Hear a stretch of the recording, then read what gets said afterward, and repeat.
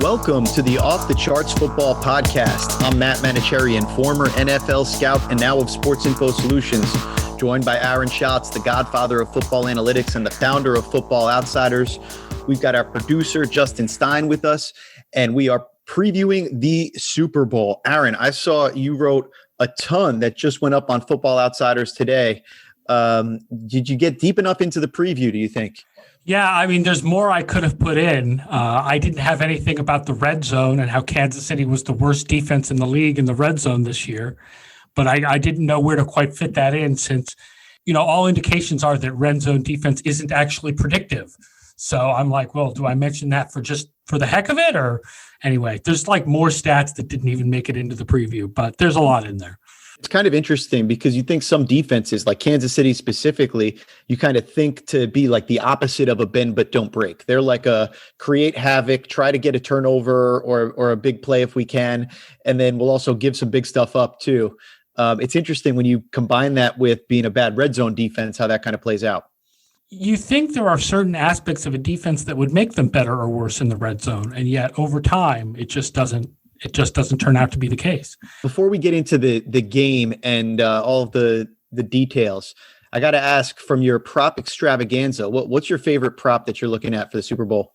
My favorite props are, first of all, Kansas City Chiefs first quarter minus 0.5. Because Tampa Bay's defense got progressively better over the course of games. They were like 26th in DVOA in the first quarter, 16th in the second quarter, 6th in the third quarter, and 1st in the fourth quarter. So even though everybody remembers the playoffs and Kansas City falling behind because of mistakes, both this year and last year, during the regular season, they had a tendency to take big early leads. So I like them being ahead in the first quarter. And the other one that I picked for an ESPN Best Bets article that was fun because it's one of those cross sports bets is Tom Brady passing touchdowns over goals in Leicester City versus Wolves. I have no idea how many goals to expect from Leicester versus Wolves. I figured out from Football Reference that it was 2.4, which is lower than the usual Tom Brady passing touchdown prop, which is 2.5. So I'm like, all right, so this has more of a chance of pushing, so I'll go with this one. You're squeezing the margins there. I like it. It's what you said in the first one. If the Chiefs do go ahead early, you would think from a game script standpoint that would really, really play into their hands. They're so built to play from lead. We've seen them play from behind so many times, and they obviously are capable because they have Patrick Mahomes. But if they could play with the lead, might be a long day for the Bucs. Well, except that it gets into the whole question of, were the Chiefs trying this year, right? The Chiefs, when they had a 2-score lead in the fourth quarter, were a legitimately bad team. And the question is, was that because they let up and in the Super Bowl they won't let up? Or is that because there's something about their scheme that their defense allows a lot of points if they have a lead? I don't know. I think it's because they let up. I think it's because that they took it easy on opponents and that it won't matter if they have a big lead in the Super Bowl, that they won't suddenly give up that big lead. But yeah, because Tampa Bay is going to want to run on Kansas City. They're not going to want to fall so behind that they can't run some. Well, you could certainly understand being the Super Bowl champions, winning games kind of despite the defensive struggles down the stretch in games where they had big leads. You could understand how they got into some bad habits when they kept just winning games. And they are taking everybody's best shot every week. So I think there's something, I don't know if it's not trying so much as it's, okay, we don't really need this, the amount of desperation, maybe I would say, rather than just like not trying. Let's look at these teams. How does it break down in terms of DVOA in this matchup? Well, again, this is where you get the complicated of what do you believe about Kansas City? Because Tampa Bay has been the best team in the league if you include both the regular season and the playoffs. So if you include both all the way through the playoffs, they're number one. And Kansas City would be fifth. Third, if you take out week 17, and that's with the 2 playoff games being 2 of their best performances of the year. So that would suggest, the top line stats would suggest favoring Tampa Bay a little bit. And I'm going to bet that total points comes out the same way. Well, so it's interesting. I think when you look at DVOA, what's really clear is that there are 3 great units of the 4 offense defenses, the 2 teams. But the Chiefs defense is really the lackluster unit of those 4. Right. even though they've played super well the last 2 weeks. Which count in weighted DVOA? They count in full DVOA also? I'm taking it through the playoffs when I talk about full DVOA and them being third. So it's counting in both, yeah. When we look at things from a total points perspective, basically we see that the Chiefs are stronger at almost every position on offense, except offensive line. And I was actually surprised when you look at the share of combined total points of players that are active going into this game, it's actually about equal between the Chiefs and the Buccaneers in terms of the total points on the season from an offensive line standpoint. So we don't see a big edge one way or the other in terms of the offensive lines, but from a quarterback, running back, receiver, tight end, we've got advantages for the Chiefs across the board. And then defensively, we've got advantages for the Bucs across the board, with the one exception being at the safety position, where Tyrann Mathieu obviously is makes up for any deficits on the other side. Yeah, and Thornhill's really good too. When you look at it across both teams, we've got the Bucs basically stronger on defense, the Chiefs basically stronger on offense. Probably looks a little bit closer than things look from a DVOA standpoint. But in both cases, we got to remember the best offense, the best quarterback is really going to be the most important thing. So it's not like when you put passing offense, and rush defense next to each other, that they're equally important. Although the Tampa Bay offense has been very good over the last 2 months, right? So even if you're like, well, what matters the most is offense, the Tampa Bay offense has been, by DVOA, it's actually been better since midseason than Kansas City's offense. Even if you take out week 17, slightly better, which again brings you to the whole, well, was Kansas City, did they take their foot off the gas late in games question? Like what? So how good is Kansas City really? How good should we think Kansas City is really? And then I wanted to also flip back to earlier in the season, because we have seen these teams play before. As we mentioned last week, 2 weeks ago, when we had two examples of that in the championship games, we don't really know how much the early season in the matchup matters, how much it tells us, how much the coaches are going to adjust versus sticking with their previous game plans. But we've obviously spent a ton of time looking at that game and trying to figure out, what do you think that early in the season matchup can tell us? Well, I think it demonstrates the difficulty that Tampa Bay has covering both Kelce and Hill. And I mean, everybody has that difficulty. But Carlton Davis basically covered the opponent's number one receiver in almost every game this season. And he did a good job of it. He was good. Yeah. Until Hill, and then just got completely burned alive. And then when they tried to play zone instead, it was 8 of 8 to Travis Kelce. Like Kelce just killed their zone. So it's like, well, if you play man, no one can cover Hill. And if you play zone, Kelce's going to destroy you. And it just shows how difficult it is to play against Kansas City. Yeah, you're so damned if you do, damned if you don't with them. I think that defensively what they did because of that, what they wanted to do was try to come out and play some more man, thinking that if they could match up Carlton Davis there, then they can free up to do what they like to do, is, be a blitzing team, especially sending White from the linebacker position, being able to get him in the third down pass rush game. That's something that they love to do. But if you're going to do that, then all of a sudden you can't keep those two safeties high. It's a lot harder to play in your different cover 4 and cover 2 shells back there, which is really the most successful thing that we've seen. It's successful is one way to put it, but it's been the least unsuccessful way to go against Mahomes this year, has been staying back with two safeties. Mahomes kills blitzes, and he did in this game. And so Tampa Bay only blitzed once in the second half. Like they were like, okay, we're not doing this anymore. And the one time they did blitz in the second half was a 20-yard touchdown. So it's tough. So, maybe what that tells us is that they pick their poison, and their poison is, letting Kelce get his as opposed to letting Tyreek Hill go for another 200 yards, because that clearly won't work. This game was not as close as it looked because Tampa Bay's defense hardened in the red zone, right? I mean, Kansas City kicked a field goal from the 1 early on, and then they had another short field goal, and then they had a strip sack of Mahomes in the red zone. So like they could have had way more points. They were getting yards up and down the field, and they could have had more points early on. They could have been up by even more than they were early on. Right. And even as it was, I think the final score was closer than the actual game was. Like we said before, sometimes you can learn things from those matchups. I think maybe the only thing that we learn is the way that they tried to come out probably won't be the way that they try to come out to defend them this time. We'll see on Sunday. The Off the Charts Football Podcast is free, and if you like free stuff, you should check out SISDataHub.com, our free football advanced stats website. SISDataHub.com has a brand new Game Logs feature, where you can see a selection of advanced stats for each player, game by game. This includes our flagship metric, Total Points. Now you can see how well players have performed at earning points for their teams in individual games over the past 5 NFL seasons. The free SISDataHub.com is your source for the most accurate and objective football analytics in NFL history. The new game logs are just one of many planned improvements as we roll out new features. Check out SISDataHub.com today and tweet us at sportsinfo_SIS to let us know what you think.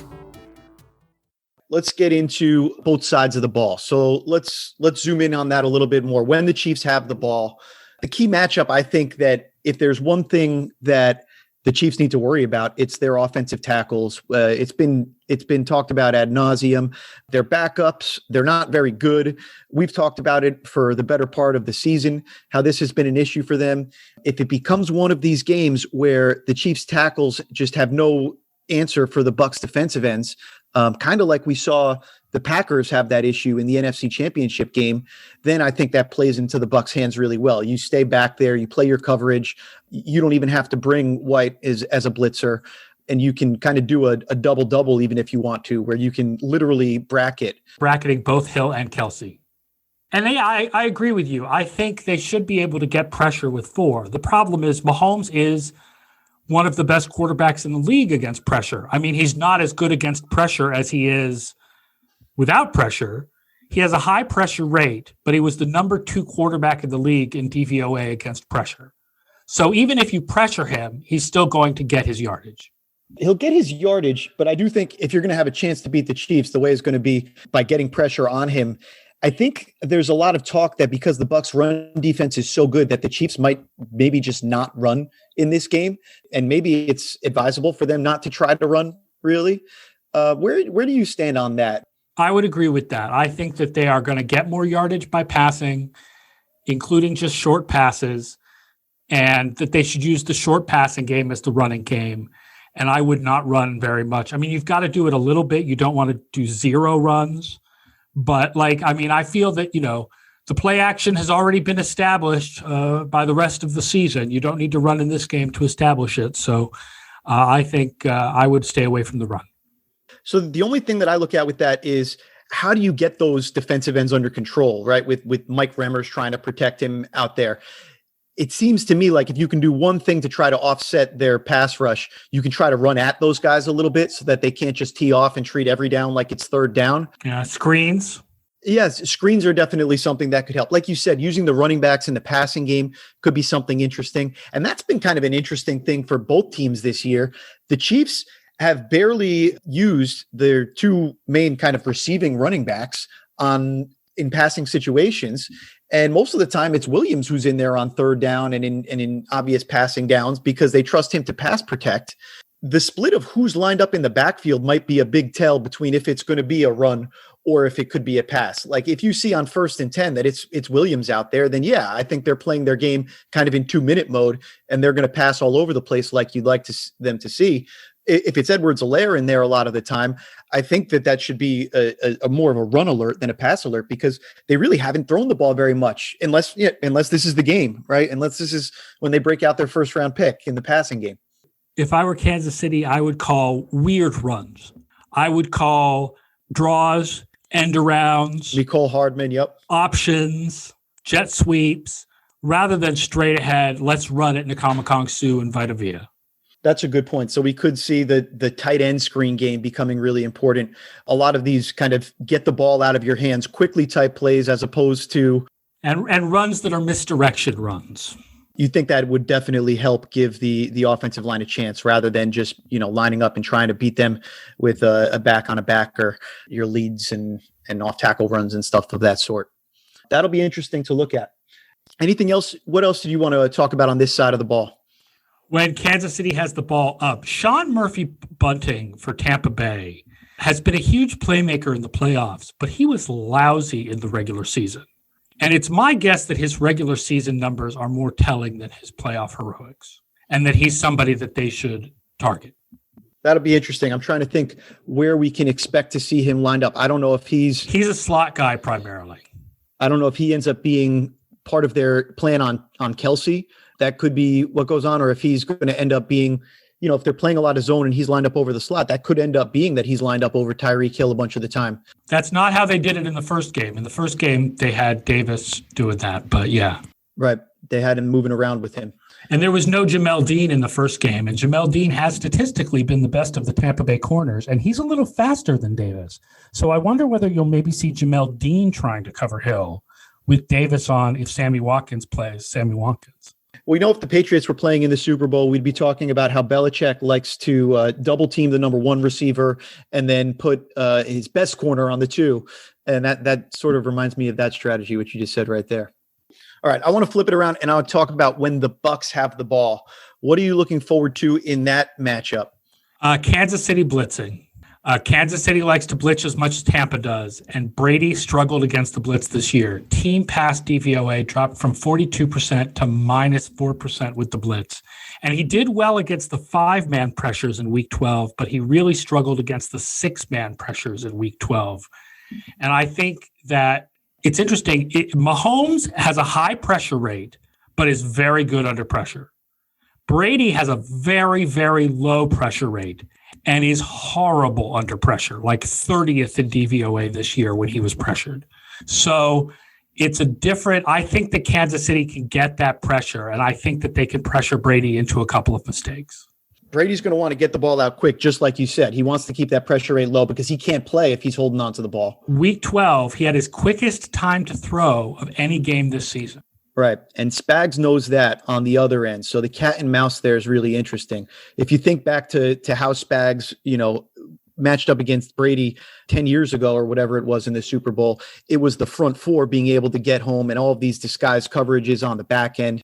Again, he's going to be moving those safeties around. We're not going to be able to tell pre-snap where the safeties are. He's going to do everything he can to give a cloudy read to Brady on that front. But they don't really have the same pass rush. It hasn't been the D Ford show.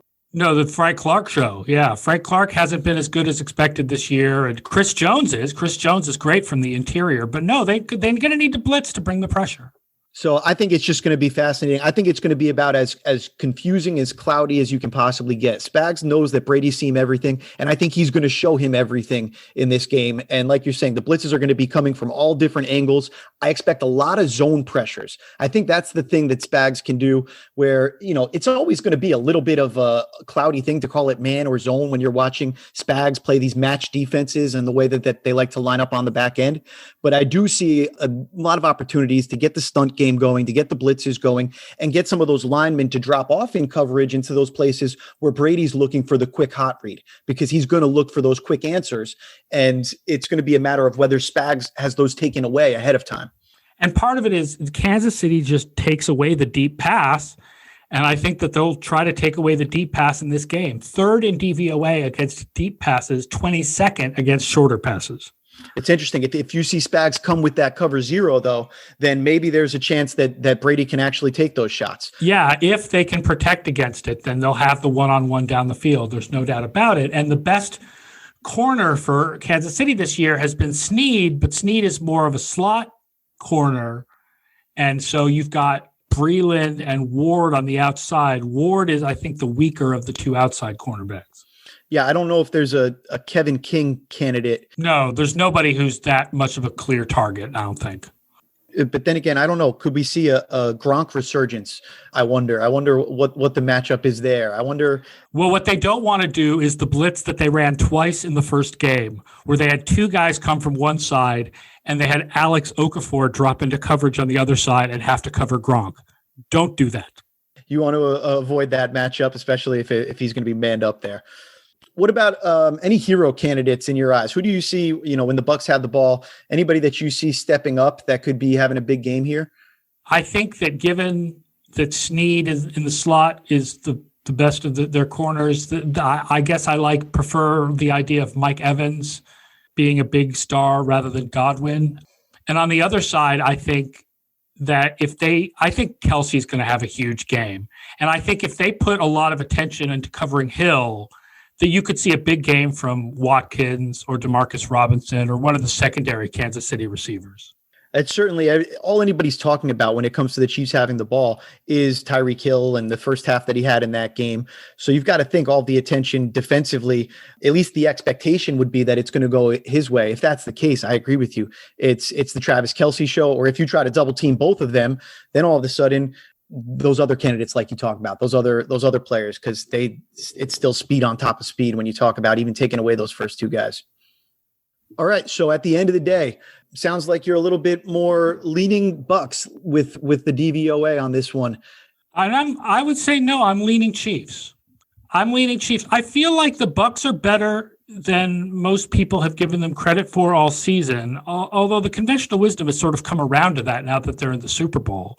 I remember when they were 7-5 and we had them like third, and I had to explain why they were so high in our ratings. And I think that has been borne out by the season. It's funny because this year has done a really good job. Tampa Bay has done a really good job of showing the pros of DVOA, and Kansas City has sort of shown a little bit of the cons. But I think I'm a believer in the Kansas City flip the switch theory. I think they have more talent. I think trying to cover both Hill and Kelce is so difficult. I think trying to pressure Mahomes, he's still going to do amazing things even under pressure. And I like Kansas City to win in a close game.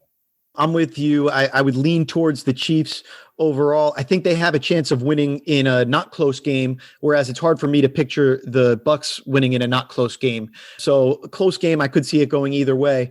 I don't remember if we've ever seen a Mahomes team get blown out ever. I don't know if literally that's ever happened. That's actually a good point, at least in the pros. But anyway, it should be a good one. It'll be super fun to sit back and watch and get past all of the 2 weeks of analyzing it. Home field advantage, you making anything of that at this point? It's hard to know because it's hard to know what goes into home field advantage. I mean, I think it helps Tampa to not have to travel right before the game, but I think both teams are kind of helped by the fact that the usual like monkey cage craziness of the Super Bowl is not happening this year. The media circus is just not a part of the situation. So I think that kind of helps both teams. Kansas City getting to practice at home before they come to the game. So I'm not really making anything of the home field advantage, I don't think. Maybe we'll see a really high quality Super Bowl. The last few have been. I mean, God, I remember growing up, the Super Bowl was like a blowout almost every year. And then the last 10, whatever Super Bowls have just been fantastic games. Yeah, it's coincided with Brady's career. Once Brady started playing in all the Super Bowls, they seem to have gotten a lot closer. The exception was Seattle-Denver. That was the one that was a clear blowout. The only Super Bowl that I've had the pleasure of going to, of course. We'll have to have a better one for you one of these days. All right. On that note, we will sign off. Thank you to all of the listeners. As always, you can find us on Twitter. He's at FO_A Shots. SCHATZ. I'm at Matt Mano, MATTMANO. The Football Rookie Handbook is coming soon. We are putting the final touches on it. You can hear how exhausted I am in my voice because I've been up all night working on it. We will have that to our publisher by the end of next week. And then the ebook will be available right around February 15th, we're expecting. And then it'll be on bookshelves by the end of the month shortly thereafter. Aaron, besides the previews, the prop bets, what can people find on footballoutsiders.com? I mean, the gigantic preview is there, and film room on the Chiefs offense versus the Bucs defense in Week 12, and the scramble for the ball, all keep chopping wood team, a tradition like no other, the worst players in the league from this year. Keep chopping. Check out the free SIS Data Hub by visiting sisdatahub.com. You can also get a free trial of the Pro Data Hub through that website.